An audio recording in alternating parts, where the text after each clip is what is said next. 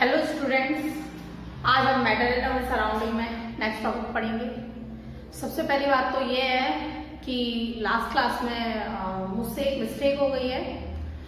मैंने आपको एक टॉपिक समझाया था लेटेंट हीट ऑफ फ्यूजन, जिसमें मैंने आपको समझाया है कि amount of heat that is required to change the liquid state of matter into solid state is called latent heat of fusion.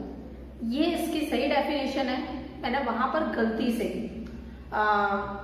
Gaseous state लिख दिया है। आपको गैसियस की जगह क्या करना है, सॉलिड स्टेट करना है। ओके, बाकी सारा एक्सप्लेनेशन क्या है ठीक है। तो अगर कहीं पर भी आपको latent heat of fusion explain करना है तो सीधा सीधा याद रखो, अमाउंट ऑफ हीट जो चाहिए लिक्विड स्टेट को किस में चेंज करने के लिए, सॉलिड स्टेट में, उसे हम क्या कहते हैं, लेटेंट हीट ऑफ फ्यूजन कहते हैं। ओके, वहां पर समझाया बिल्कुल सही है, लेकिन क्या हुआ है एक्चुअल में, वो सॉलिड की जगह जो है वर्ड गलती से गैसियस लिख दिया है। तो आपको क्या करना है, वहां पर जो है गैसियस की जगह आपको सॉलिड स्टेट लिखना है। ओके, आज जो हम देखेंगे atmosphere is the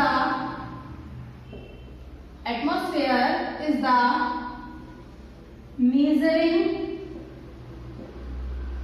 unit of pressure exerted by a gas। किसी भी गैस के द्वारा जो प्रेशर एक्सर्ट किया जाता है उसकी जो यूनिट होती है उसे हम क्या बोलते हैं, एटमॉस्फेयर कहते हैं। हम कह सकते हैं द pressure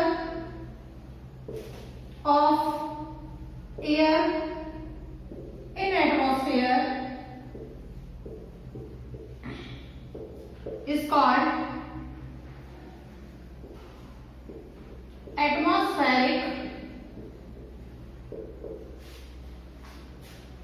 pressure।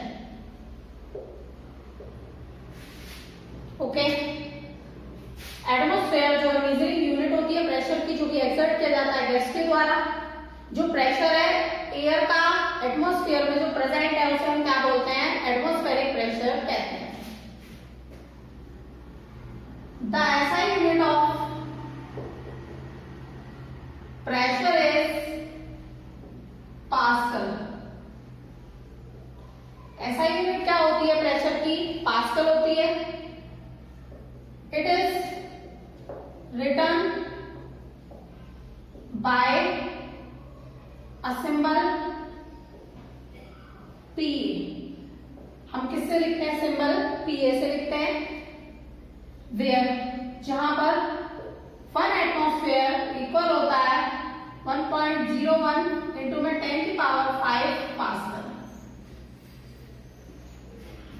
ओके, तो हम कह सकते हैं कि जो प्रेशर है, प्रेशर को 2 यूनिट्स में क्या किया जाता है, मेजर किया जाता है।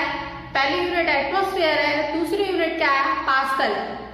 एटमॉस्फेयर जो है एटमॉस्फेरिक प्रेशर को क्या करता है, रिप्रेजेंट करता है, जबकि जो ऐसा यूनिट जिसमें हम प्रेशर को मेजर करते हैं वो क्या है, पास्कल। और हमें पता है हम कैसे कन्वर्ट कर सकते हैं कि जो 1 एटमॉस्फेरिक प्रेशर है वो इक्वल होता है किसके, 1.01 इंटू में 10 की पावर 5 पास्कल। लेकिन जनरली हम क्या करते हैं, 10 की पावर 5 पास्कल से जो है मल्टीप्लाई कर देते हैं कई बार। वो जो है हम क्या करते हैं, इसको एस्टीम्ड करते हैं। जब उसे एस्टीम्ड करते हैं तो वो क्या होता है, राउंड ऑफ करके 1 हो जाता है। तो 1 इंटू में 10 की पावर 5 आ गया, तो वहां पर जनरली हम क्या ले लेते हैं, 1 इंटू में 10 की पावर 5। उसकी हेल्प से हम सीधा क्या करते हैं, 10 की पावर 5 लेकर जो है क्या करते हैं, एटमॉस्फेरिक प्रेशर को पास्कल में क्या कर देते हैं, चेंज कर देते हैं। ओके, तो ये था हमारा प्रेशर के बारे में। इफेक्ट ऑफ प्रेशर हमने लास्ट टाइम पर पढ़ ही लिया था। ओके, अब हमें जो नेक्स्ट टॉपिक पढ़ना है वो है आपका इवापोरेशन। तो हमें इवापोरेशन में पढ़ना है, देखते हैं, चलिए।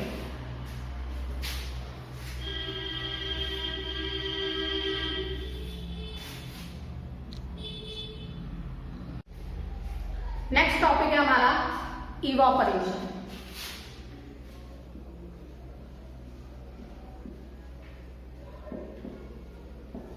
जैसा कि हम पढ़ भी चुके हैं, वो फिनोमेना जिसमें लिक्विड गैसेस स्टेट में चेंज हो जाता है क्या कहलाता है? इवापोरेशन। तो हम लिख सकते हैं the phenomenon in which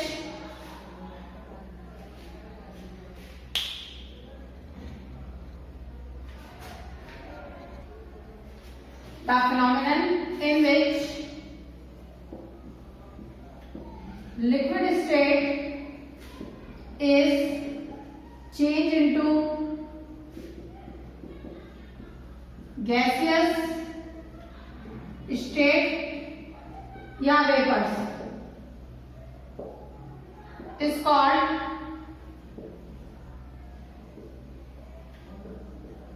evaporation। Okay, अब हमने यहां पर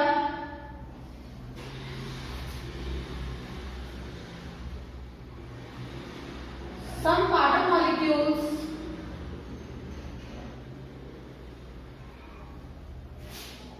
are attracted by other water molecules in the process of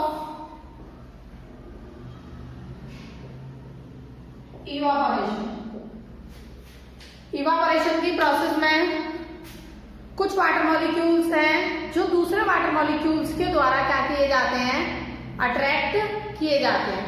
लेकिन अगर हम वाटर के सरफेस की बात करें तो जो वाटर मॉलिक्यूल्स हैं वो अंदर की तरफ क्या किए जाते हैं? वाटर के सरफेस पे अंदर की तरफ जो है क्या करे जाते हैं? खींचे जाते हैं। तो हम कहेंगे but at the surface of water the water molecules pulled inward, water molecules अंदर की तरफ खींचे जाते हैं pulled inward below the surface of water। Okay, तो हमने यहां पर देखा some water molecules are attracted by other water molecules in the process of evaporation। Evaporation की प्रोसेस में जो दूसरे वाटर मॉलिक्यूल्स हैं वो रिमेनिंग वाटर मॉलिक्यूल्स को क्या करते हैं? अट्रैक्ट करते हैं। लेकिन अगर हम बात करें वाटर के सरफेस पर तो वो उसे क्या करते हैं? सरफेस, वाटर के सरफेस से नीचे की तरफ वाटर मॉलिक्यूल्स को क्या करते हैं? खींचते हैं अपनी तरफ नहीं, below the surface of water. Okay, तो ये था हमारा evaporation. Okay,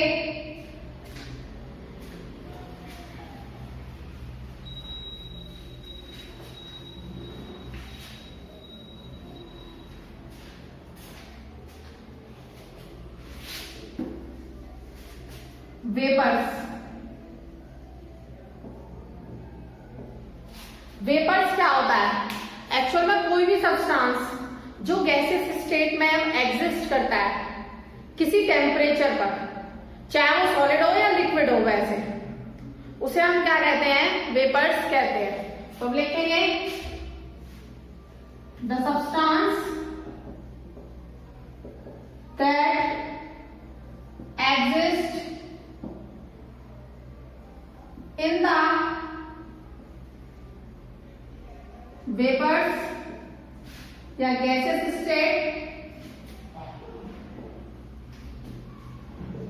eight a temperature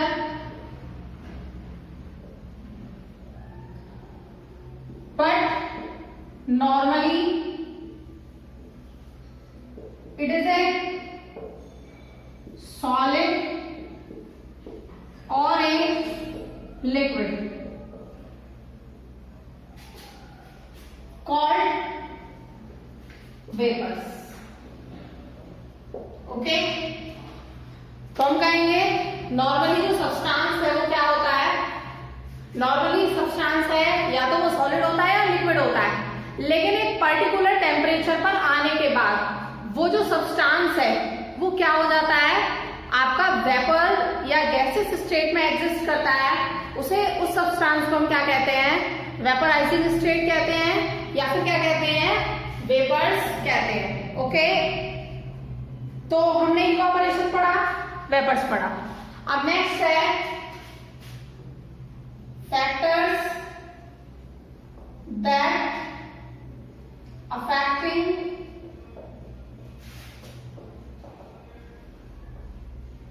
evaporation. कौन कौन से फैक्टर हैं जो कि इवापोरेशन को क्या करते हैं, अफेक्ट करते हैं। एक्चुअल में हम कहेंगे evaporation is mainly affected by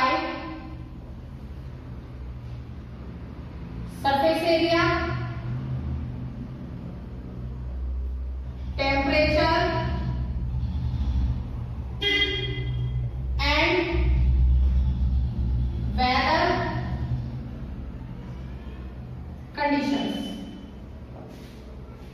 तो हम कह सकते हैं कि जो है वहां पर जो इवापोरेशन है मेनली अफेक्ट किया जाता है सरफेस एरिया, टेम्परेचर और वेदर कंडीशंस के द्वारा। तो हमें साफ साफ ये पता चल गया मेनली 3 फैक्टर हैं जिन पर इवापोरेशन जो है वो क्या करता है, अफेक्ट करता है। सरफेस एरिया है, टेम्परेचर है और वेदर कंडीशन है। तो हमने इवापोरेशन, वेपर और फैक्टर्स जो कि अफेक्ट करते हैं इवापोरेशन को, इसको हम डेस्क्रिप्टिव तरीके से क्या करेंगे, अब पढ़ेंगे। तो देखते हैं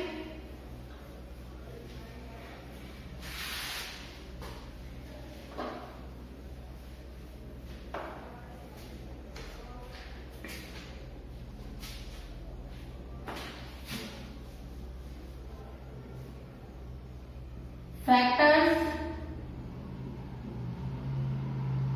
अफेक्टिंग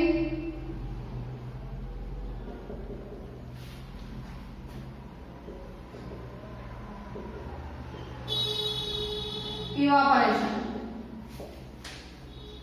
फर्स्ट है आपका सरफेस एरिया। सिंपल सी बात है, मैंने बात करी आपसे सरफेस एरिया की। अगर मैं एक बर्तन में पानी रखती हूँ, छोटे बर्तन में, तो मेरा जो इवापोरेशन है वो क्या होगा, कम होगा। कंपैरिजन अगर मैं किसी बड़े बर्तन में पानी रखूं, बड़े वाला बर्तन जो है ज्यादा क्या करेगा, वाटर इवापोरेट करेगा। मान लो हमने एक नदी लिया, महासागर लिया, मतलब बड़ी बड़ी वाटर बॉडीज ली और उनमें कंपैरिजन किया, तो हम देखेंगे जो रेट ऑफ इवापोरेशन है वो उसी वाटर बॉडी का ज्यादा होगा जिसका सरफेस एरिया क्या है, ज्यादा है।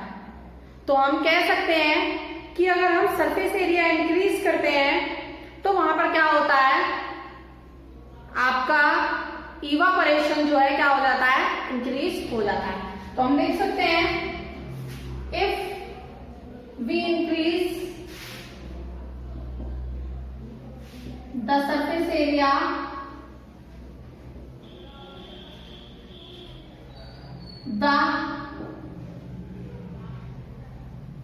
if we increase the surface area, the rate of evaporation also increases। जो रेट है इवापोरेशन का वो भी क्या हो जाता है, इंक्रीज हो जाता है, अगर हम क्या करते हैं, सरफेस एरिया इंक्रीज करते हैं। ओके, नेक्स्ट है आपका second, temperature.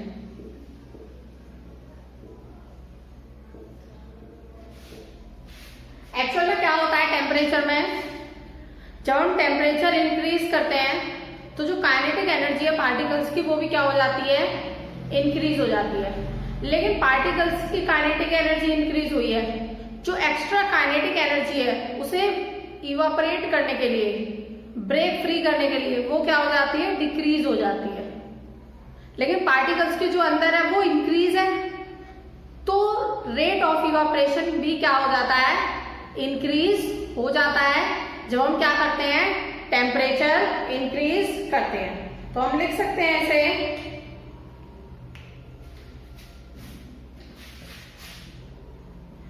if we increase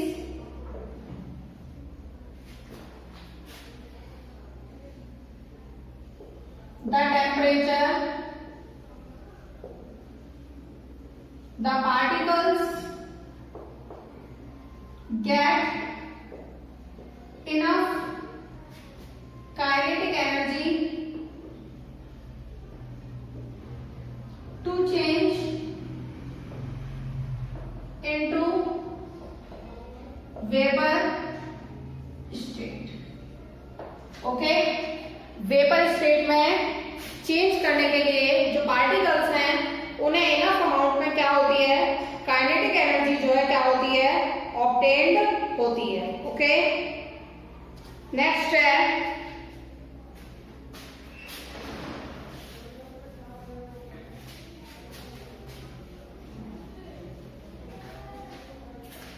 third है आपका humidity.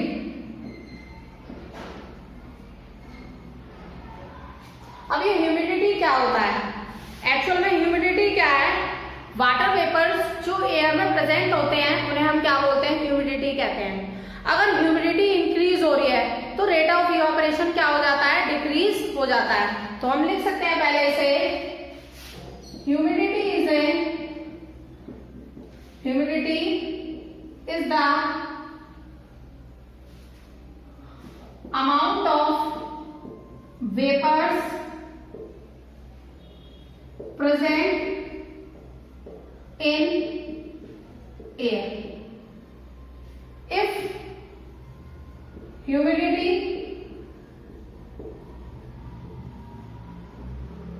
increase, the temperature decreases so that the rate of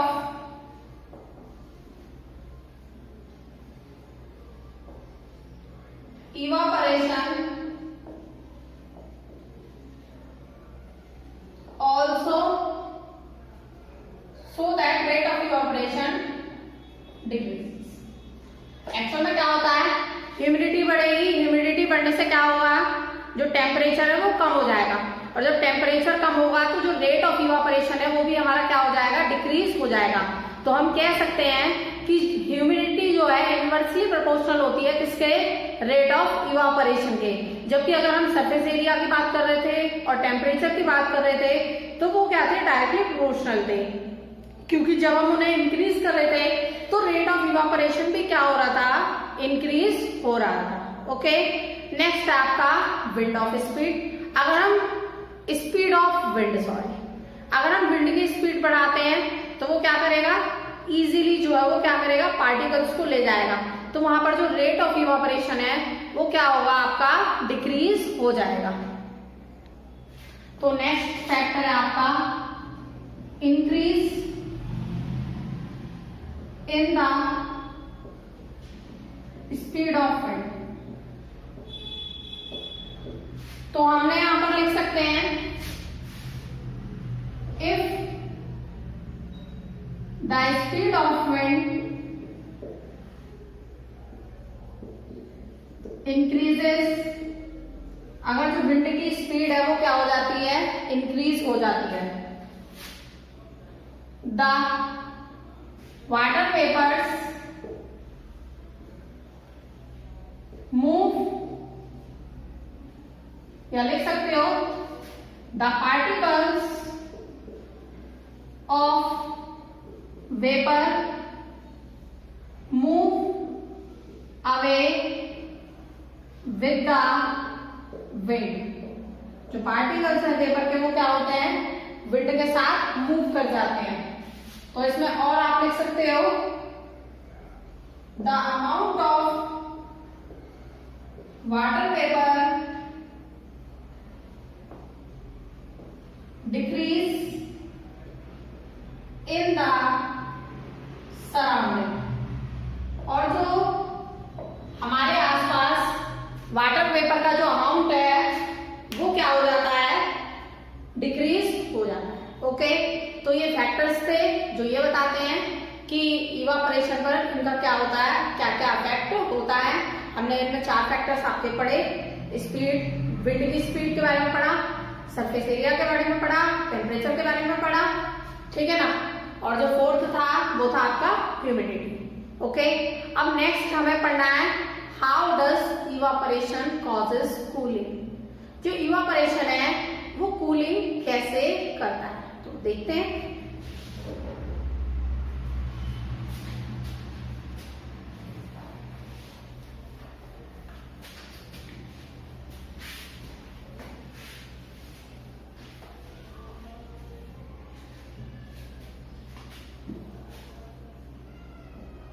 How does evaporation causes cooling? Okay.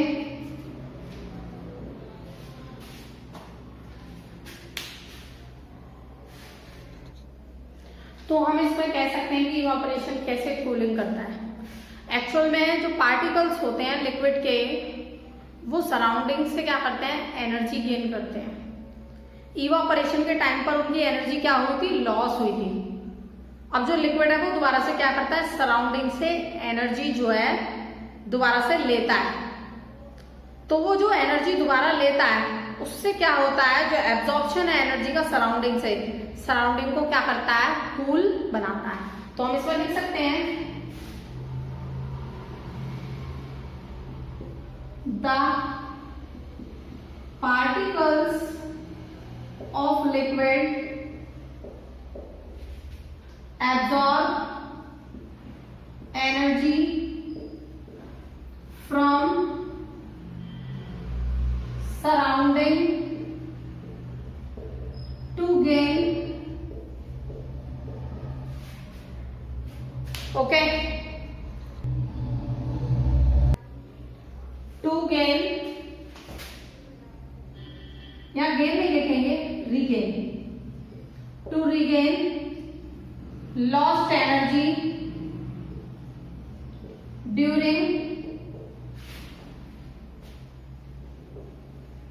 Evaporation. The absorption of energy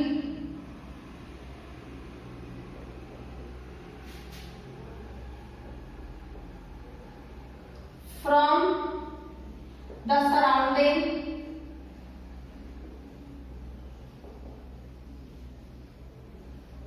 makes the surrounding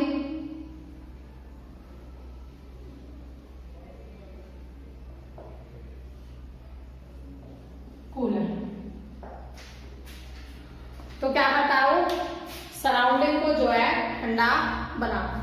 okay, अब जैसे हमारे पास बहुत सारे question है छोटे छोटे, जैसे कि हमने कहा कि what happen when we pour some acetone in our palm. हमने हथेली पर वो जो आपका नेल पॉलिश होता है उसको हमने हथेली पर थोड़ा सा यूज किया, तो वो जो है आपका क्या होता है, एक्चुअल में वो क्या होता है, जो पार्टिकल्स होते हैं वो एनर्जी लेते हैं। The particles get energy from our palm और from surrounding, that causes cool और feel cool to our palm. वो क्या करता है, हमें ठंडा महसूस कराता है, जिसके कारण हमें क्या होता है, इवापोरेशन होती है वहां पर, जिसके कारण क्या होता है, हमें जो है अपनी हथेली पर जो है ठंडा महसूस होता है। ओके, क्वेश्चन और भी बनता है आपका कि जैसे आपकी हॉट सनी डे है, हॉट सनी डे के बाद जो है लोग क्या करते हैं, अपने घरों की छतों पे पानी डालते हैं। तो इसमें क्वेश्चन आ जाता है, why people sprinkle water in roof और open ground after a hot sunny day. तो इसमें आप लिख सकते हो कि क्या होता है, एक्चुअल में लार्ज सरफेस में large extent of heat of vaporisation होगा। जिससे क्या होता है, इवापोरेशन ज्यादा होता है, और इवापोरेशन ज्यादा होने के कारण वो क्या करता है, जो सरफेस है उसे क्या करता है, कूल बनाता है, ठंडा बना देता है। तो इस तरीके के क्वेश्चन क्या होते हैं, अपीयर होते हैं। एक क्वेश्चन जैसे हम लोग समर में कॉटन क्लोथ्स क्यों पहनते हैं, क्योंकि जो कॉटन क्लोथ्स है वो क्या होते हैं, स्वेट को इजीली एब्जॉर्ब कर लेते हैं, इजीली एब्जॉर्ब करके वहां पर इवापोरेशन की प्रोसेस इजीली हो जाती है। उनके बीच में क्या होता है, इंटरमॉलिक्यूलर स्पेस वुलन क्लोथ्स और क्लोथ्स के कंपैरिजन में ज्यादा होता है, इसलिए इवापोरेशन की प्रोसेस को वो क्या करता है, इजीली करा सकता है, हमें कूल फीलिंग कराता है। इसलिए हम क्या करते हैं, समर में कॉटन क्लोथ्स पहनते हैं। ओके, तो ये जो है इस चैप्टर के क्वेश्चंस थे। Okay, with this I am finishing this class. In next class we will start the exercise question. Okay.